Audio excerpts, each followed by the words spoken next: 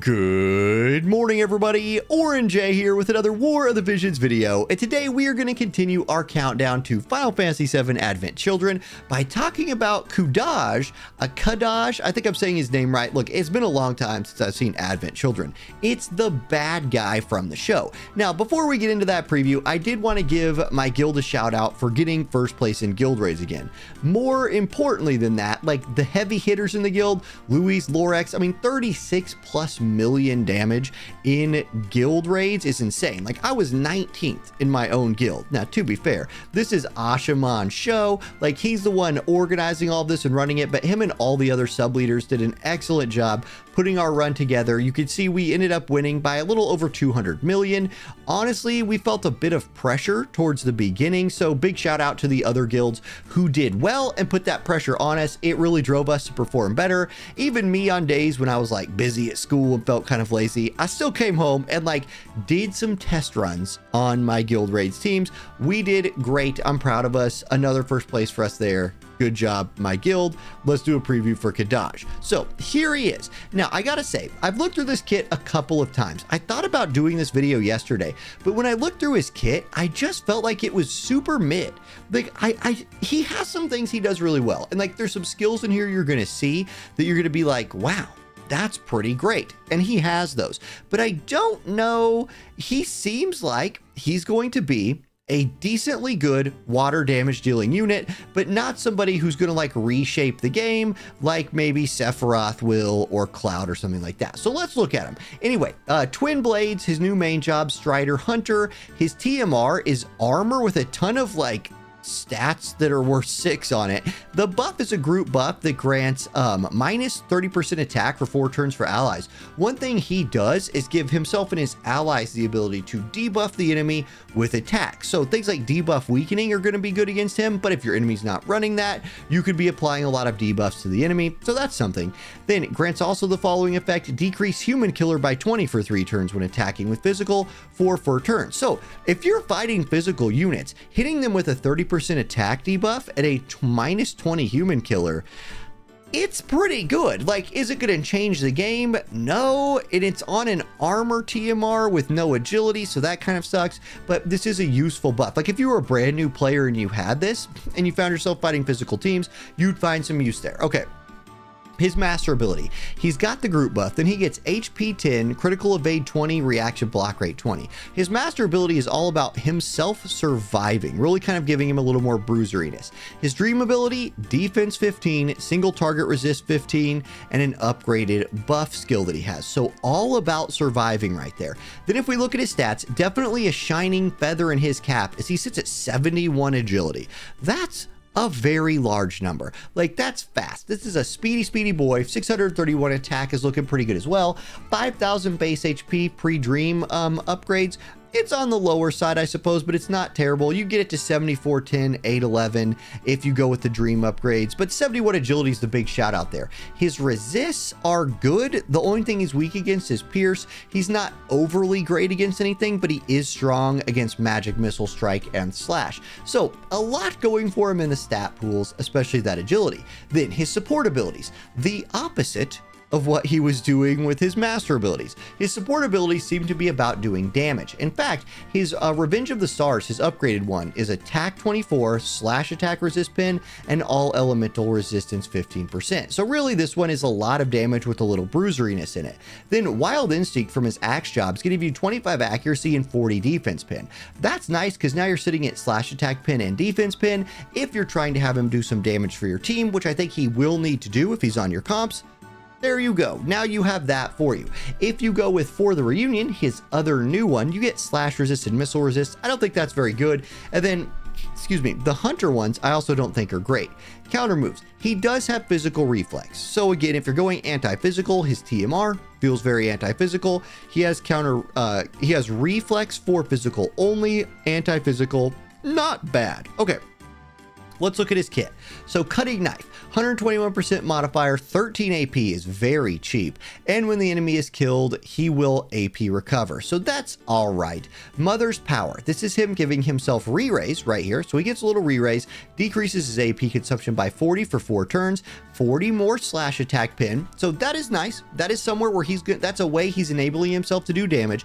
He gets 80 slash attack pin just by running a support ability and giving himself a self buff. So that's nice. Then increases all elemental resist by 20%.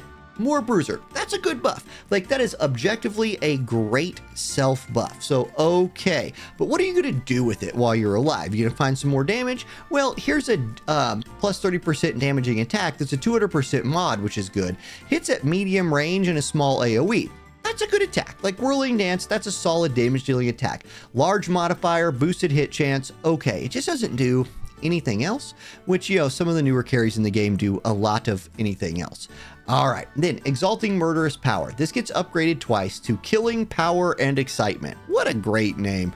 Anyway, what does this do? So increases Human Killer for allies by 30. That's nice. 30 Human Killer for allies is great. Grants haste for himself. Increase human resistance 25 for 4 turns for self. So his ability to self buff is insane. Like, you can see what he's meant to do. He's meant to, like, be hard to kill, give himself a bunch of steroids, and then go out there and, like, murder people. Okay.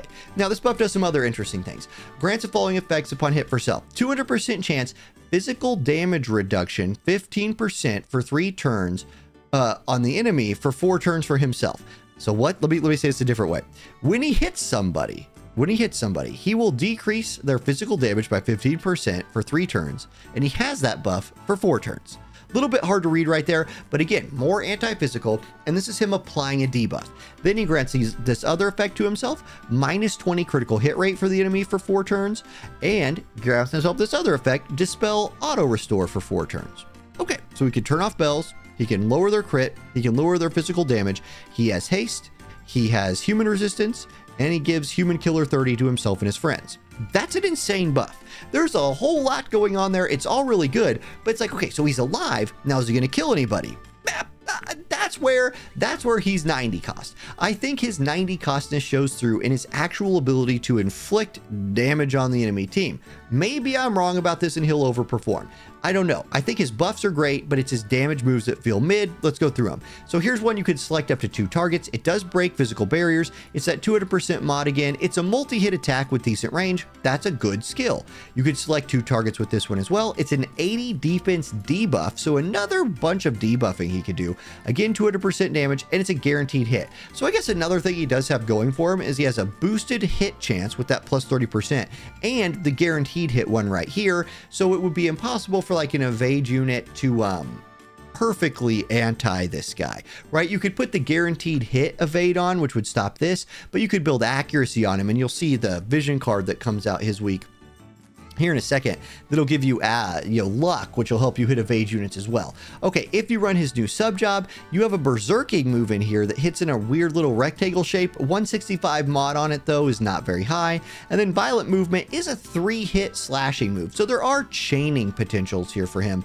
He has a 3-hit slashing move in his kit. Strider, this gives you more slashing and a spirit and attack buff for your team if you really want that. He also does have Dispel Courage in this one, so maybe you could run him for Dispel Courage, give him the access to that. Hunter will give you access to missile moves, an attack agility steroid buff for your team. Yeah, I don't know. I guess you would run Hunter right here. You could get defense pin just for that cast and missile pin just for that cast. Okay, like it does give you access to another damage type, which is never bad. And then his limit break is a nice diamond shaped AoE. It is cool to see him have access to that, but this right here gives him Dispel Ignore Fatal Damage, which is Courage, and Dispel Revive. Here is probably, he is a damage dealing, a high damage offensive kind of support. He's just very different. I've been using the word mid, and like, again, I've looked over this kit several times now. Maybe I'm just wrong. Maybe he just represents an attempt at a cool new thing. And maybe that's what it is, because this move is sweet, right? Like big diamond shaped AoE, Dispel both Courage and Re-Raise. It has boosted hit, and it gives him AP auto restore at that XL modifier. That move is 100 cost. It's the other damage moves that feel 90. So there you go. There's kind of my like look at that. Okay, he does come with this weapon, the double blade. The attack one has 180 attack, the accuracy one 24 accuracy. It gives defense, initial AP 20, and elemental chain resist 25 for him, and slash attack 15 for anybody that wants to run the katana. Then he also will come out the week as this vision card. Now this VC, you can see right here, does it even touch katana? Okay, so this VC, if we look at the unit list, let's go ahead and look at the unit list real quick. Is he even on this? He's not. So this vision card is not for him. I just assumed it was because it seemed to have some synergies with his kit. This vision card is the Cloud Tifa vision card. Okay, that's fine. So let's go look at it. It's going to give luck 42, agility 12, magic resist 20. Luck and agility are two great evade stats. So if you were trying to build an evade team out of these jobs, though there's two of your evade stats in just one VC. That's kind of cool. The unit effect on it is attack 10%, strike attack resist pin 20. So hello Tifa. It gives AP and attack on the stat line. The guild battle buff is going to be accuracy 15. So it's a good evasion accuracy card.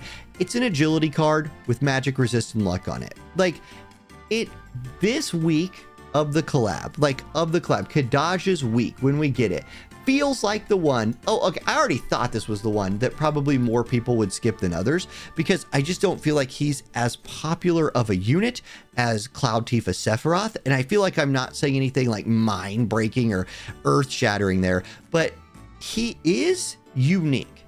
In offensive style support like that, he feels different to me, and I do support that. I think that's really cool. So if you pull for this guy, I guess I just think you're cooler than people who only pull for Cloud and Sephiroth.